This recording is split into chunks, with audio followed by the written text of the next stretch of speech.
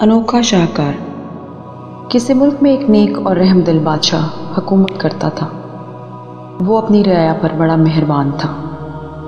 اس کی سلطنت میں بڑا امن تھا۔ ایک دن بادشاہ نے پورے ملک میں مصوری کے مقابلے کا انعقاد کروایا اور سب سے بہترین پینٹنگ بنانے والے کے لیے خطیر رقم کا اعلان بھی کیا۔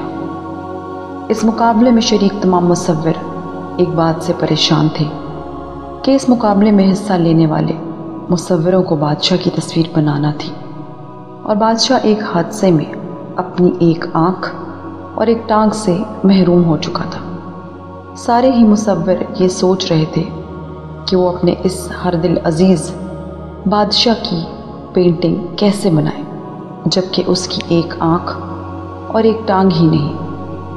بالآخر وہ دن آ گیا جس دن سب مصوروں کو بادشاہ کے محل میں اپنی پینٹنگ کی نمائش کرنی تھی۔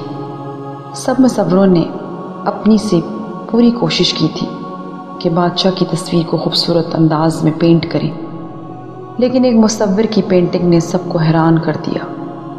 اس نے اپنی پینٹنگ میں بادشاہ کو گھٹنے کے بل جھک کر اپنی آنکھ بند کر کے بندوق سے نشانہ لگاتے دکھایا تھا۔ اس پینٹنگ میں اس نے بادشاہ کے دونوں نقائص کو بڑے ہی کمال انداز میں چھپا دیا تھا۔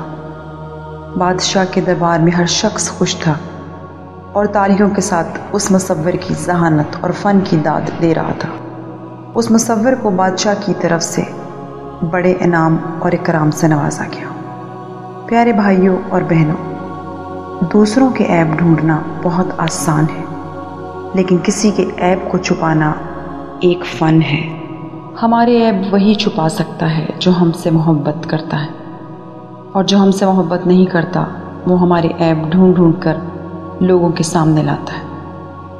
ہمارا یسوع ہم سے محبت کرتا ہے۔ اس نے ہمارے عیب اپنے بیش قیمت خون میں چھپا کر ہمیں بے عیب بنا دیا ہے، تاکہ ہم دلیری سے خدا باپ کے تخت کے سامنے حاضر ہو سکیں۔ خدا آپ کو برکت دے۔